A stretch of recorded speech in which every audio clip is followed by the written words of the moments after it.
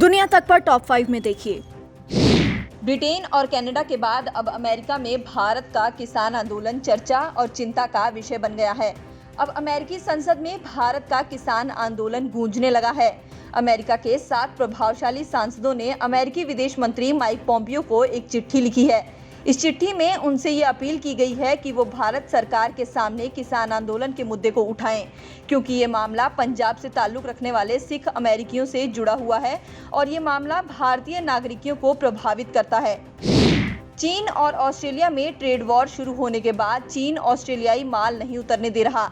चीन और ऑस्ट्रेलिया की लड़ाई में भारत के 39 नाविक पिस रहे हैं। ये नाविक कैफिडियन बंदरगाह के पास फंसे हुए हैं। लेकिन बात केवल इतनी भर नहीं है कि ये चीन ऑस्ट्रेलिया की जंग में पिस रहे हैं, बल्कि चीन इन्हें इसलिए भी तंग कर रहा है क्योंकि ये भारतीय हैं। क्योंकि कई जहाज बंदरगाह पर पहुंचे और माल उतारकर चले गए, लेकिन भारतीय नाविकों को तट पर आने से रोका जा रहा है। भारत ने चीन से अनुरोध किया था कि कम से कम नाविकों को बदलने की इजाजत दे दे, ताकि जो नाविक महीनों से जहाज पर फंसे हुए हैं उन्हें राहत मिल जाए। लेकिन चीन कोविड-19 का बहाना बनाकर बैठा हुआ है।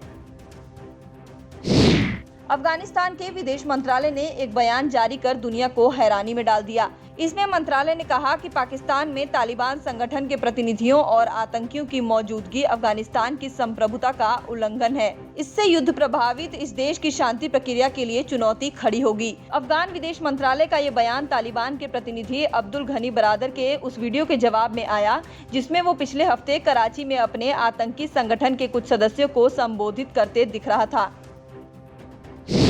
अफगानिस्तान में महिला और मानवाधिकार कार्यकर्ता फरिश्ता कोहिस्तानी की गोली मारकर हत्या कर दी गई।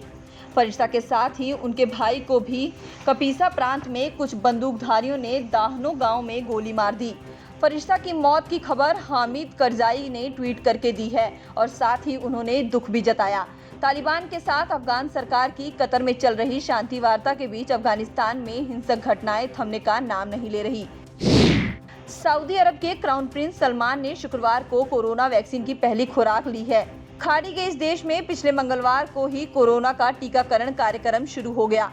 ब्रिटेन में पैदा हुआ कोरोना वायरस का नया म्यूटेंट स्ट्रेन जापान तक पहुंच गया है।